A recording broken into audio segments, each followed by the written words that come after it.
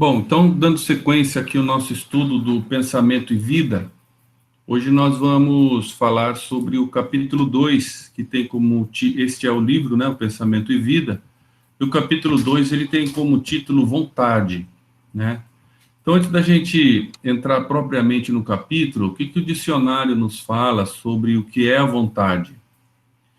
Então, temos várias definições, aqui duas: faculdade que tem o ser humano de querer, de escolher, de livremente praticar ou deixar de praticar certos atos. Força interior que impulsiona o indivíduo a realizar algo, a atingir seus fins ou desejos. Ânimo, determinação, firmeza. E nós voltaremos mais tarde, mas Santo Agostinho, ele trabalhou muito a vontade como uma das coisas importantes do seu, da sua teologia. E ele falava que o significado de vontade é querer. Vontade significa desejo, propósito, aspiração.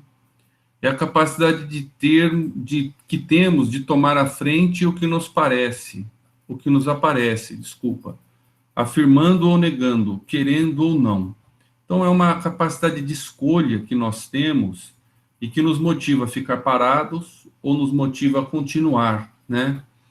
E muitas vezes essa necessidade, segundo Santo Agostinho, ela é motivada pela razão.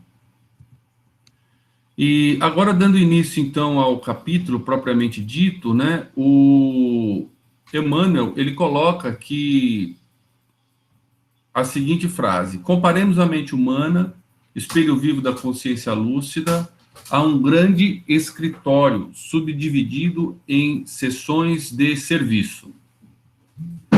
Aí possuímos o departamento do desejo, em que operam os propósitos e as aspirações, acalentando o estímulo ao trabalho. O departamento da inteligência, dilatando os patrimônios da evolução e da cultura. O departamento da imaginação, amealhando as riquezas do ideal e da sensibilidade. O departamento da memória, arquivando as súmulas da experiência, e outros ainda que definem os investimentos da alma. Vejam que interessante o que Santo Agostinho, desculpa, o que Emmanuel falava, né? Então, os grifos são nossos: desejo, inteligência, imaginação e memória, e outros que ele ainda não definem são por onde nós investimos a nossa alma. E se a gente for retirar isso, né, ele coloca aqui: a nossa mente tem ao menos esses departamentos aqui: desejo, inteligência, imaginação e memória. E eles vão definir para onde nós vamos, enquanto encarnados ou enquanto espírito. Desejo, podemos imaginar, né, como nossos propósitos, aspirações e estímulo ao trabalho. É interessante que Emmanuel nos diz isso, né? Aquilo que a gente deseja, é aquilo que a gente aspira, é o que nos move. Se eu quero o bem, o bom, eu vou trabalhar para o bem e para o bom. Se eu quero a caridade, eu vou trabalhar como uma pessoa caridosa. Agora, se eu quero as coisas para mim, se eu sou egoísta, eu vou trabalhar para esse desejo de egoísmo, né? Então, isso é uma questão bastante importante para a gente considerar, que é o que queremos, o que desejamos, né? O segundo departamento da nossa mente, a inteligência, tem os patrimônios da evolução e da cultura. Nós evoluímos por eles também, né? Informações, aprendizados, conceitos, e vamos à escola, vemos muito a matéria, né, na nossa encarnação, com o objetivo de adquirirmos inteligência. Um outro departamento interessante é a imaginação. Vejo que aqui se destacam duas palavras, segundo Emmanuel, que é ideal e sensibilidade. E a imaginação cria, nos dá sonhos, né, nos dá felicidade de futuro, de antever as coisas. E, novamente, muitas vezes usamos esse ideal e essa sensibilidade, nem sempre num bom sentido. Nós vemos muito que a cultura, né, o cinema, a música no Brasil, nem sempre ela traz uma mensagem de ideal ou sensibilidade adequada. E o último departamento é a memória, né? Necessário a arquivarmos as experiências e construirmos o nosso passado, sabemos como fomos, temos ideia do que fizemos. E acima, diz Emmanuel, de todos estes departamentos surge a vontade, né? E ele chama aqui de gabinete da vontade, que seria a vontade, a gerência esclarecida e vigilante, governando todos os setores da ação mental. Então, segundo Emmanuel, tudo que faz a mente é governado pela vontade. Então, voltando aos departamentos da nossa mente, né, desejo, inteligência, imaginação e memória, a vontade governa todos eles, né, todos os setores da ação mental. E mais adiante nós falaremos em Santo Agostinho, e ele fala do desejo que pode se cumprir ou não. Quem define o cumprimento do desejo é a vontade, né? E mesmo a nossa inteligência, ela depende de esforço, a nossa imaginação e a nossa memória. E continua Emmanuel que a divina providência concedeu-a por auréola luminosa à razão, depois da laboriosa e multimilenária viagem do ser pelas províncias obscuras do instinto. Então, laboriosa e multimilenária viagem do ser pelas províncias obscuras do instinto. Nesse momento, ele repete um pouco do capítulo 1, quando ele mostrava a nossa evolução e que viemos, então, das plantas, dos minerais, das plantas, dos animais, do homem, dos anjos, e é uma evolução para cima e para frente que nós fazemos, né? E, no início, a nossa mente, ela veio das províncias obscuras do instinto, né? Então, retomando também o que já comentamos, o instinto, segundo Allan Kardec, é a força oculta que solicita os seres orgânicos a atos espontâneos e voluntários, tendo em vista a conservação deles. E hoje, o que nós temos é a auréola luminosa da razão. E essa auréola luminosa da razão nos foi concedida pela divina providência. Conceder significa pôr à disposição. Então, é um verbo interessante, porque que Deus nos concede não significa que utilizamos. Então, nós nem sempre utilizamos a nossa vontade, que é nos disponibilizada. É uma das potências da nossa alma, a vontade. E eu pensei também bastante sobre essa frase, auréola luminosa à razão. Significaria isso, né? Então, a auréola é aquele aro luminoso que os pintores retratam nas figuras dos santos. Então, a auréola é uma representação simbólica de santidade, de um espírito de luz, de um espírito bom. E pela vontade, nós podemos iluminar ou santificar a nossa razão. Isso é uma questão bastante importante para a gente pensar e considerar, né? Então, essa gerência esclarecida, que é a vontade, ela escolhe e define, ela aureola a razão, né? Quando iluminada pelas boas decisões, com certeza. Mas o contrário pode ocorrer também, e isso pode ser um problema para nós, para a nossa evolução. Continua Emmanuel, para considerar-lhe a importância, basta lembrar que ela é o leme de todos os tipos de força incorporados ao nosso conhecimento. Então, leme de todos os tipos de força. Então, imaginemos que a nossa alma, a nossa mente, ela tenha muitos tipos de força. Nem todos a gente entende todos eles. E o leme de todos eles é a vontade. Então, aqui eu trouxe uma figura de um barco, né? Então, o motor do barco seria a nossa força mental. Mas o leme, que é o que vem atrás aqui, não sei se vocês conseguem ver a seta, ele é a que determina o caminho, o rumo que o barco irá tomar, né? Então, o nosso barco, ele é determinado, o rumo que ele toma, pelo leme da vontade.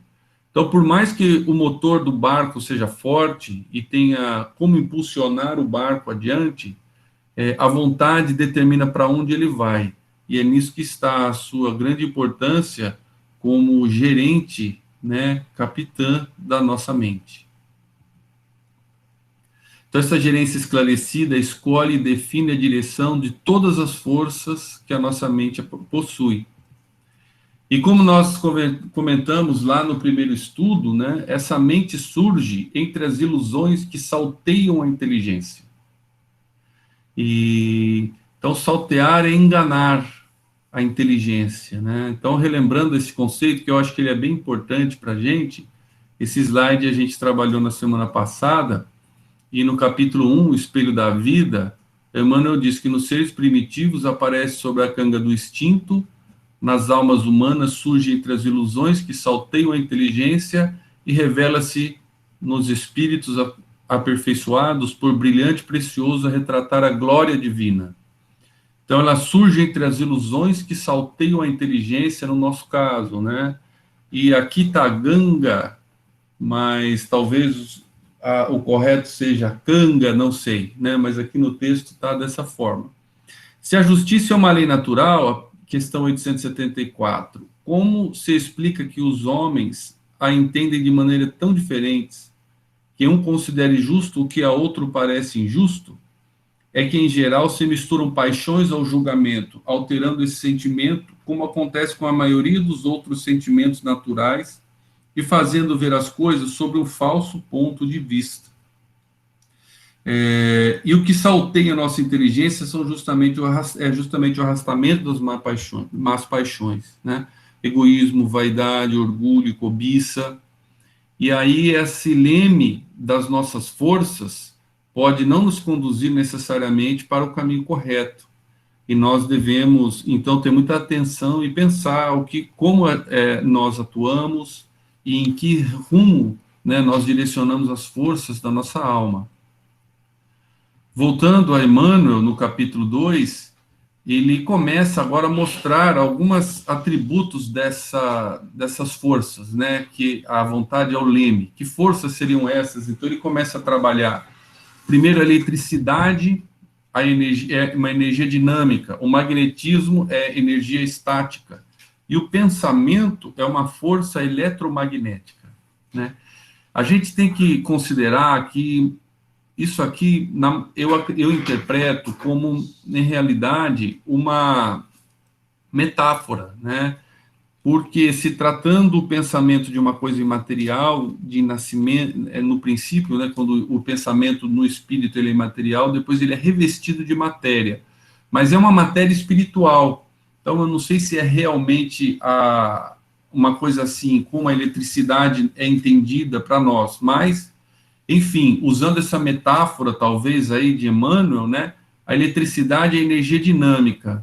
Então, a eletricidade é uma força inerente às propriedades dos prótons e nêutrons. E o magnetismo é energia estática.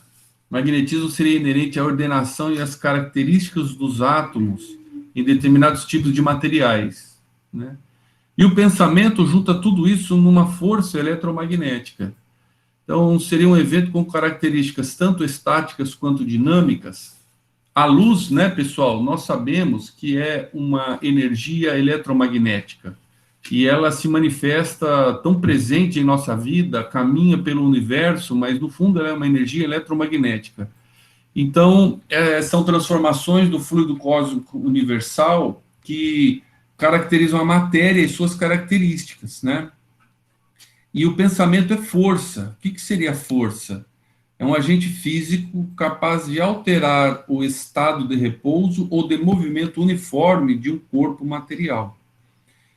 Se tirarmos para o lado espiritual, força do pensamento seria a energia necessária para fazer com que um espírito se movimente na direção do bem ou interrompa um movimento que ele faz na direção do mal. Então, nos movimentarmos na direção do bem, interromper o movimento que fazemos na direção do mal, são forças, né, que necessitam para isso da nossa vontade, do nosso pensamento. E aí seria dizer, isso aqui já é a minha opinião, né, pessoal, que o pensamento é uma força material com princípios e características da matéria, influenciando, ou seja, sendo capaz de alterar tanto a matéria espiritual, que é o perispírito, as imagens pensamento, como a matéria ordinária. Isso é bastante interessante e a gente vê que, para Emmanuel, o pensamento é matéria, para André Luiz também. E um dia nós seremos capazes de medir o pensamento como hoje a gente mede a luz. Então, a luz é uma força eletromagnética que a gente mede hoje, e no futuro talvez nós consigamos uma máquina que medirá o pensamento, né? E porque o ato de pensar imprime modificações no fluido cósmico universal e ele adquire características de aparência e de movimento, de sentido, que são dados pelas nossas ideias, sentimentos e vontades. E, continuando, Emmanuel diz que pensamento, eletricidade e magnetismo conjugam-se em todas as manifestações da vida universal, criando gravitação e afinidade, assimilação e desassimilação nos campos múltiplos da forma que servem à romagem do espírito para as metas supremas traçadas pelo plano divino, né? Olha que frase bonita, né? Então, e é muito interessante Emmanuel juntar essas três coisas como forças da vida: pensar, eletricidade e magnetismo. Então, seriam coisas muito básicas na estrutura do universo. E toda manifestação da vida em qualquer parte do universo, ela conjuga o pensamento, a eletricidade e o magnetismo.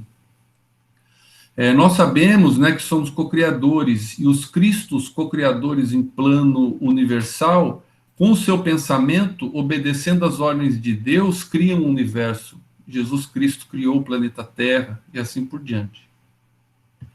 E os campos múltiplos da forma, porque a forma serve à romagem do espírito. O espírito evolui na forma, e quanto mais inicial a sua evolução, mais dependente da matéria. Hoje, na nossa fase de homens e mulheres, somos ainda dependentes da matéria, mas já menos do que quando animal, menos que quando vegetal. E quando formos anjos, espíritos perfeitos, não necessitaremos mais da matéria, né? A gente terá uma comunhão indescritível com Deus, como diz Emmanuel. E todo esse caminho segue metas supremas traçadas pelo plano divino, né? E aí eu vou pular lá para o Livro dos Espíritos, né? Então, nos campos múltiplos da forma que servem à romagem do espírito para as metas supremas. E no capítulo 2, Encarnação dos Espíritos, finalidade da encarnação, a pergunta 132 é a seguinte: qual é a finalidade da encarnação dos espíritos? E ela tem duas partes, essa resposta. Então, Deus a impõe com o fim de levá-los à perfeição. Então, de cara, nós sempre pensamos isso. Encarnamos para nos tornarmos perfeitos, para evoluirmos. Para uns é uma expiação, para outros uma missão. Então, o que passamos aqui é uma expiação de erros ou uma missão que nós tomamos para melhorar as coisas e a nós mesmos. Mas, para chegar à perfeição, eles devem sofrer todas as vicissitudes da existência corpórea. Nisso é que está a expiação. Só que tem uma segunda parte, pessoal, essa resposta, que a encarnação tem ainda outra finalidade, que é a de pôr o espírito em condições de enfrentar a sua parte na obra da criação. É para executá-la que ele toma um aparelho em cada mundo, em harmonia com a sua matéria essencial, a fim de nele cumprir, daquele ponto de vista, as ordens de Deus. E dessa maneira, concorrendo para a obra geral, também progride.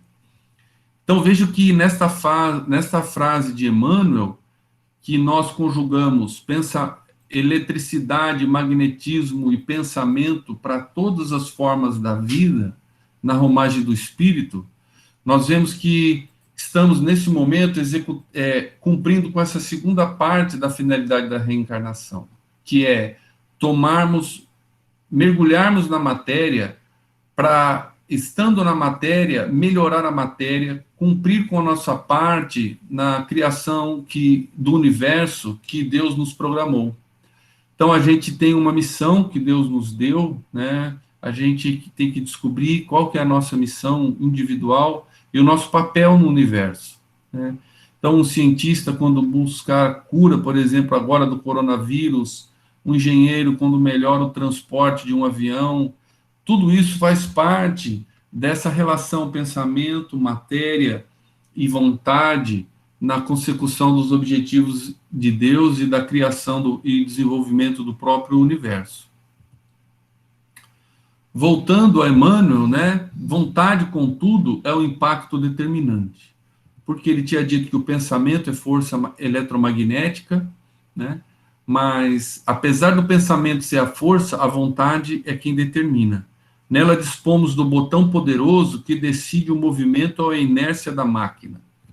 Então, aqui é minha interpretação, né, o pensamento, a mente, todas as suas potencialidades são controladas pela vontade, e ela pode decidir pelo sim e pelo não. Ela pode fazer com que o barco, o leme, faça ele para a direita ou para a esquerda, né? Então, esse é um dos atributos principais, e por isso que ela é a gerência esclarecida da mente.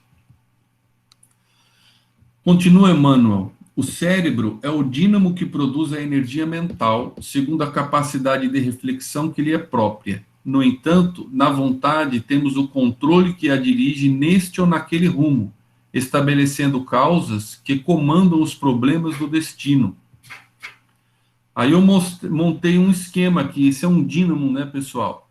Então, o dínamo é uma bobina, um fio de cobre, algum material que tem facilidade de transmissão de eletricidade, e ele está dentro aí de um ímã.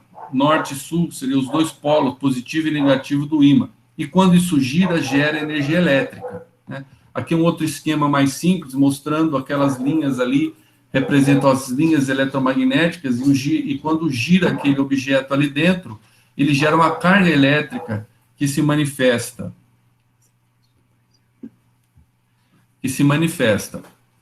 Então, nós temos, dentro desse exemplo de Emmanuel, vamos tomar o nosso cérebro, não é um dínamo, mas ele gera uma energia, e na falta de uma explicação mais precisa, Emmanuel usou dessa analogia do dínamo, certo? Então, o nosso cérebro, ele produz energia mental, e essa energia mental, como ele diz, cada um produz a sua, de acordo com sua capacidade de reflexão. E o termo reflexão é complexo, porque pode ser refletir, no sentido físico de um espelho que reflete. Então, eu estou refletindo uma coisa que eu captei, por exemplo, de Deus, e estou passando para frente. Ou pode ser o ato de eu pensar a respeito e criar conclusões. Então, a gente fica aqui meio no ar. Eu mesmo cheguei a uma conclusão muito boa sobre o que é esse refletir aqui. Mas nós podemos lembrar de Aristóteles, que também falamos dele na semana passada, que diz que pensar é uma ação divina, é criar condições atrativas de pensamentos idênticos. Então, nessa energia mental que criamos, estamos executando uma ação divina. Como tudo vem de Deus, talvez podemos pensar que a nossa força de pensamento também vem dele. Ele criou o fluido cósmico universal, e ali temos os recursos para pensar, como os recursos que aglutinamos e formamos a matéria densa do nosso corpo. E quando pensamos, atraímos pensamentos idênticos, ou seja, é a lei de sintonia, uma lei muito importante. Se eu sou pessimista, se eu gasto os dias falando mal do governo, se eu não me canso de reclamar do político que fez essa atitude que eu não gosto, eu estou criando aquele tipo de pensamento para mim, e meu campo mental passa a ser esse. E com esse tipo de campo mental, eu dificilmente construo coisas boas. Para eu construir coisas boas, é necessário que eu tenha otimismo, fé, determinação, achar que é possível. Então, a vontade, mas continuando, né, a vontade, ela é o controle que dirige tudo isso, né? Então, o cérebro é o dínamo que gera forças, forças com características de atrair forças iguais, mas é na vontade que nós temos o controle se isso vai pelo lado positivo, de crescimento, ou pelo lado negativo, de problemas e endividamento. E dessa forma, nós estabelecemos causas que comandam os problemas de todo o nosso destino. Todos os problemas que enfrentamos na vida nasceram de nossos pensamentos lá atrás. Os pensamentos que temos hoje irão gerar o que viveremos no futuro. Sem ela, o desejo pode comprar ao engano aflitivos séculos de reparação e sofrimento. A inteligência pode aprisionar-se na enxovia da criminalidade. A imaginação pode gerar perigosos monstros na sombra. A memória, não obstante fiel à sua função de registradora, conforme a destinação que a natureza lhe assinala, pode cair em deplorável relaxamento. Então, o desejo nos dá enganos aflitivos, a inteligência nos levar à criminalidade, a imaginação aos monstros e a memória ao relaxamento, se não houver a vigilância da vontade, né? Só a vontade é suficientemente forte para sustentar a harmonia do espírito. Veja que coisa, veja que frase Emmanuel cunhou aqui, né? E veja que mediunidade o Chico Xavier, porque a gente consegue perceber num texto aparentemente simples que cada frase, cada palavra tem uma importância e um significado que às vezes a gente vai ampliando e vendo que é muito, muito complexo, né? Então, só a vontade é suficientemente forte para sustentar a harmonia do espírito. E Kant dizia que a boa vontade não é boa pelo que produz e realiza, nem por facilitar o alcance de um fim que nos proponhamos, mas apenas pelo querer mesmo.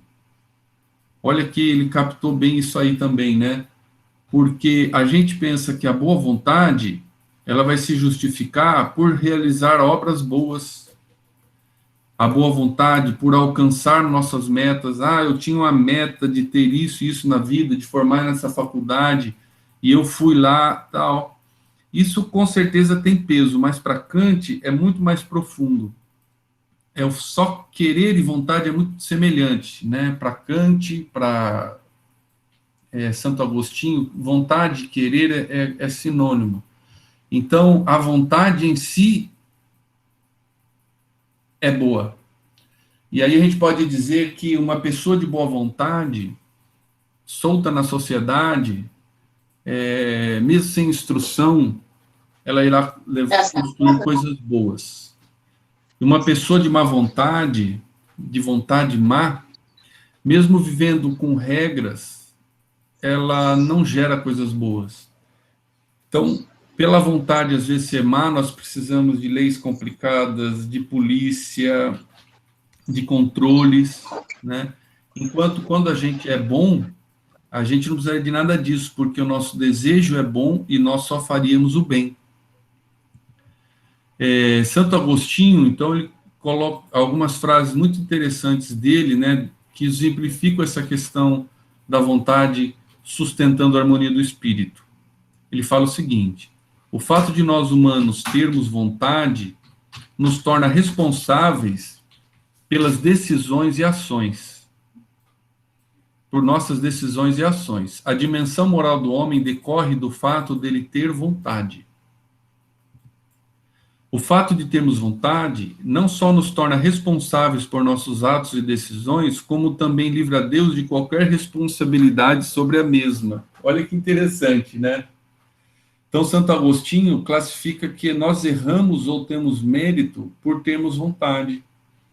Então, a vontade, como a capacidade de decidir pelo A e pelo B, pelo direito, pela esquerda, é base no livre-arbítrio, né? E o livre-arbítrio é que nos torna responsáveis pelas coisas que nós fazemos, né? E toda a dimensão moral do homem decorre do fato que ele tem vontade. Olha que profundo isso, né? e, ao mesmo tempo, nos torna responsáveis pelos nossos atos e decisões. Isso, para Santo Agostinho, mostra que Deus não tem nenhuma responsabilidade pelo nosso sofrimento, pelos nossos erros, porque eles são frutos da nossa vontade livre, né? Não houve um determinismo que me obrigou a cometer um crime. Aquilo foi uma decisão minha. E depois uma frase muito bonita que é: a razão conhece, a vontade escolhe. Para fazer o bem, só a razão não basta, é preciso força da vontade. Então nós sabemos muito, né, pessoal? A gente mesmo sabe que nós temos conhecimento de muitas coisas, mas aquele conhecimento nem sempre faz com que nós modifiquemos a nós mesmos. E a gente sabe que deveria, mas não faz, né? Então, a razão explica, a gente pode estudar muito, ter muito conhecimento, isso fará com que a nossa razão seja bastante ampla e a compreensão dos fatos, das consequências, sejam muito grandes. Mas se a gente não tem a vontade, nós não fazemos o bem, nem aos outros e nem a nós mesmos. As pessoas que bebem, por exemplo, alcoólatras, elas sabem que aquilo faz mal ao corpo delas, mas o conhecimento sozinho não dá a elas a vontade necessária, às vezes, para mudar ou para interromper aquele movimento. Lembro da força para interromper uma atitude ruim e para iniciar um movimento bom, né? Esses são atributos da vontade, como atributo da nossa alma para a gente e que a gente deve buscar desenvolver. Ainda um outro exemplo disso, nós podemos encontrar na questão 1008, do livro 4º, do Livro dos Espíritos, Penas e Gozos Terrenos, duração das penas futuras. Veja que estão pensando lá nas penas que ainda vamos ter lá adiante, né? E a pergunta é: a duração das penas depende sempre da vontade do espírito, não existindo as que lhes são impostas por um tempo determinado? E a resposta dos espíritos é: sim, há penas que lhe podem ser impostas por determinado tempo, mas Deus, que não deseja senão o bem de suas criaturas, aceita sempre o arrependimento, e o desejo de se melhorar nunca é estéril. Isso é uma resposta de São Luís, né? Então, desejo e vontade está aí, sinônimo, né? Então, mesmo no futuro, cumprindo com as consequências daqueles atos infelizes, havendo naquele momento o desejo sincero, a vontade de se melhorar, nós já temos a interrupção da pena. Então, o sofrimento, ele ocorre muito mais durante o período onde nós não cedemos ao bem e à boa vontade do que qualquer outra coisa, né? Então, nós recebemos o sofrimento e as dificuldades na medida em que nós não estamos com a nossa vontade ainda forte o suficiente para criar em nós as modificações necessárias em nossa personalidade. E como último subsídio para nós entendermos, né, tudo isso, pessoal, eu estou trazendo para a gente meditar sobre essa frase: só a vontade é suficientemente forte para sustentar a harmonia do espírito. Então, Lázaro, no capítulo 9, Bem-aventurados os mansos e pacíficos do Evangelho segundo o Espiritismo, fala sobre a obediência e resignação. Eu acho essa uma das mensagens mais bonitas do Evangelho segundo o Espiritismo, né? Então, esse é só o começo dela. Ele diz o seguinte: a doutrina de Jesus ensina sempre a obediência e a resignação, duas virtudes companheiras da doçura, muito ativas, embora os homens as confundam erroneamente com a negação do sentimento e da vontade. Numa situação ainda muito primitiva em que vivemos, a gente acredita que a obediência, a resignação e a doçura são fraqueza de caráter. A pessoa, a gente brinca, né, sangue de barata. Então, a pessoa é humilhada e ela pega e aceita aquilo sem revidar, é considerado uma desonra. Tem uma passagem do Chico Xavier que uma pessoa recebeu a mensagem dele e ela não gostou da mensagem, então ela procurou ele, e ele estava sentado, ela estava em pé, ela cuspiu nele, né? E aí ele viu aquilo, ele se limpou o rosto e falou, nossa, hoje está chovendo, né? E deu risada. E você imagina que você tem que ter uma força muito grande para receber uma maldade dessas e não ter raiva, não ter ódio. Fazer um movimento de resignação e doçura verdadeiros, não fingidos, falsos. Ali você finge que não sentiu nada, mas por dentro você está com aquele ódio, né? O dínamo do seu cérebro está virando no sentido negativo, produzindo uma energia mental eletromagnética, lá segundo aqui, Emmanuel, violenta contra o universo, contra aquela pessoa. Não. Isso é uma virtude, eu grifei e deixei em itálico, muito ativa.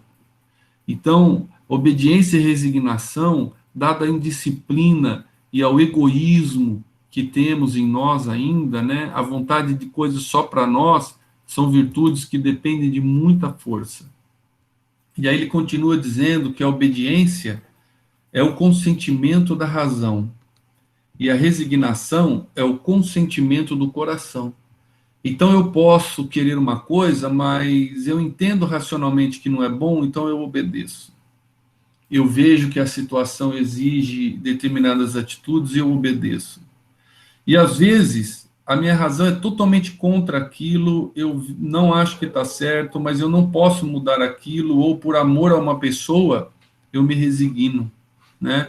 Então são virtudes muito poderosas que podem ajudar a gente a direcionar a nossa vontade, o leme da nossa vontade para uma estrutura mental melhor. Em verdade, continua Emmanuel, ela não consegue impedir a reflexão mental.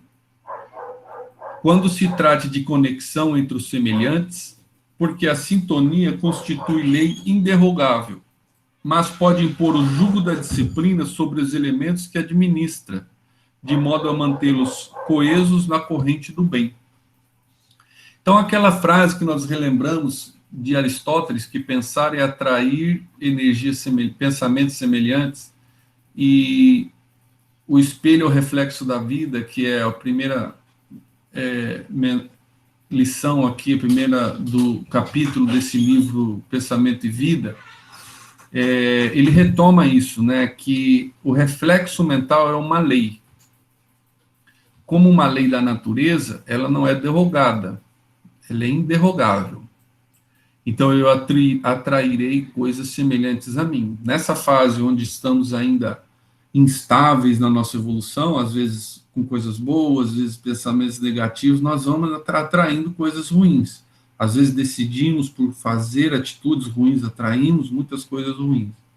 Então, a vontade não é capaz de bloquear essa lei, mas ela impõe o jugo da disciplina sobre os elementos que administra, que são o desejo, a inteligência, a memória e a imaginação.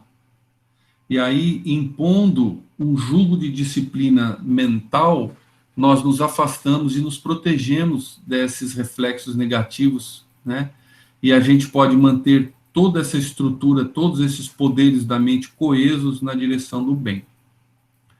E com isso nós terminamos a parte de Emmanuel, e aí eu vou trazer mais algumas reflexões aqui do Santo Agostinho, e depois ler rapidamente umas mensagens do próprio Emmanuel no livro Pão Nosso. Então, alguns pensamentos de Santo Agostinho em relação à vontade. Quando a vontade está totalmente submissa à verdade, ela é, então, plenamente livre. E eu estudei isso aqui em algumas pessoas que interpretam Santo Agostinho, e ele fala dessa aparente antagonismo, né? Porque submissão e liberdade são coisas que, à primeira vista, são antagônicas. Como que você é submisso e livre? Desculpa, submissão e liberdade. Mas Santo Agostinho coloca que a vontade que se submete à verdade é plenamente livre. Porque eu posso fazer tudo que minha vontade quer sem errar, porque eu já conquistei o conhecimento real do bem. é uma questão bem complicada da gente entender no nosso estágio evolutivo, né? Não, então eu não sou livre, eu tenho liberdade de fazer o que eu quero. Não, se aquela coisa que você quer é uma má coisa, vai ser ruim para você e para o próximo. Então você se escraviza. A pessoa, o exemplo do alcoólatra, eu sou livre, eu vou no bar e bebo. Você não é livre, você é obrigado a ir no bar e beber. Você não está livre coisa nenhuma, né? Segundo pensamento aqui que eu pesquei de Santo Agostinho, a primeira liberdade da vontade era poder não pecar. A última será mais excelente, ou seja, não poder pecar. Olha o jogo de palavras que ele faz. Então, hoje, nós vivemos a primeira liberdade da vontade. Todos nós aqui que estamos conversando, que é poder não pecar. Pecar é uma palavra que Santo Agostinho utilizava, né, na época dele, que é do ano 400, ali 350 depois de Cristo. Errar, vamos dizer assim. Então, hoje, eu posso não fazer coisas erradas. Ou seja, posso fazer coisas certas. Então, eu tenho essa liberdade. É a primeira liberdade da vontade. A última, que ele diz que é quando se completar a evolução, ela é mais excelente, porque é não poder pecar. Eu já me modifiquei a tal ponto que eu não retorno mais ao erro. Eu já estou livre do erro. O amor ao próximo, a comunhão com Deus, o entendimento de todas as leis naturais, elas fazem parte da minha estrutura mental, da minha mente, do meu espírito. Então eu não posso mais pecar, eu sou compreendido a fazer o bem. E o último pensamento seria: liberdade verdadeira é servir a Cristo. Então, falava Santo Agostinho, né? Então, liberdade é servir, mas servir não é ser livre, sim, é servir a Cristo por entendimento que aquele é o caminho da lei natural. E essa frase dele hoje, né, servir a Cristo, no espiritismo atual, seria seguir as leis morais, todas as leis morais que a gente estuda muito bem detalhadas por Kardec, né, na terceira parte do Livro dos Espíritos, né? Então, essa seria a verdadeira liberdade, a liberdade de servir ao bem e a Cristo. Então, eu vou falar rapidinho, pessoal, para sobrar um tempo para a gente conversar. São muito curtas essas mensagens de Emmanuel no Pão Nosso, e ele também ajuda muito a gente a entender essa vontade e as escolhas que ela faz na nossa mente, né? Então, o capítulo 66, a lição 66 desse livro Pão Nosso, traz essa fala de Paulo para Éfesos: vede prudentemente como andais. E aí interpreta Emmanuel da seguinte forma: boa vontade descobre trabalho. Trabalho opera renovação. Renovação encontra o bem. O bem revela o espírito de serviço. O espírito de serviço alcança a compreensão. A compreensão ganha humildade. A humildade conquista o amor. O amor gera a renúncia. Lembra que nós falamos lá, né? A renúncia atinge a luz. A luz realiza o aprimoramento próprio. Então, eu me aprimoro pela luz interna que eu tenho. O aprimoramento próprio santifica o homem. O homem santificado converte o mundo para Deus. Vejam isso, né? Uma pessoa de bem converte muitas pessoas para Deus. Então, caminhando prudentemente, pela simples boa vontade, a criatura alcançará o divino reino da luz, totalmente alinhado com a boa vontade de Santo Agostinho, que eu comentei anteriormente. E a lição seguinte desse livro é a má vontade. É a lição 67. Não vos comuniqueis com as obras infrutuosas das trevas. Veja que interessante, ele fala para a gente nem se comunicar, nem dar intenção, não ficar falando no mal. Na nossa fase evolutiva, acho que a gente tem que se afastar um pouco do mal, porque talvez a gente não consiga se ficar ligado a ele e ainda fazer o bem. Mas a interpretação de Emmanuel é a seguinte: má vontade gera sombra. A sombra favorece a estagnação. A estagnação conserva o mal. O mal entroniza a ociosidade. E a ociosidade cria a discórdia. A discórdia desperta o orgulho. O orgulho acorda a vaidade. A vaidade atiça a paixão interior. A paixão inferior, provoca a indisciplina. A indisciplina mantém a dureza do coração. A dureza de coração impõe a cegueira espiritual. A cegueira espiritual conduz ao abismo. Entregue às obras infrutuosas da incompreensão, pela simples má vontade, pode o homem rolar indefinidamente ao precipício das trevas. Então, esse Emmanuel é um cara demais, né? Pelo Chico Xavier. Então, se a gente soma tudo que ele trouxe nesse capítulo 2, com essas duas passagens do Pão Nosso, nós podemos ver coisas muito importantes para a nossa evolução. E Santo Agostinho, né, pessoal? Essas frases de Santo Agostinho são incríveis, né?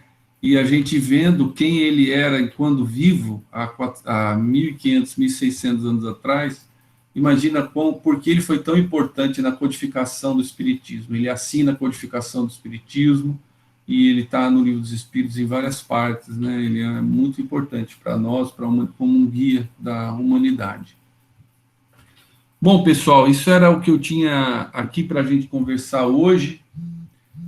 Espero que vocês tenham gostado e nós vamos abrir, então, o microfone para vocês fazerem comentários, discordar do que eu falei.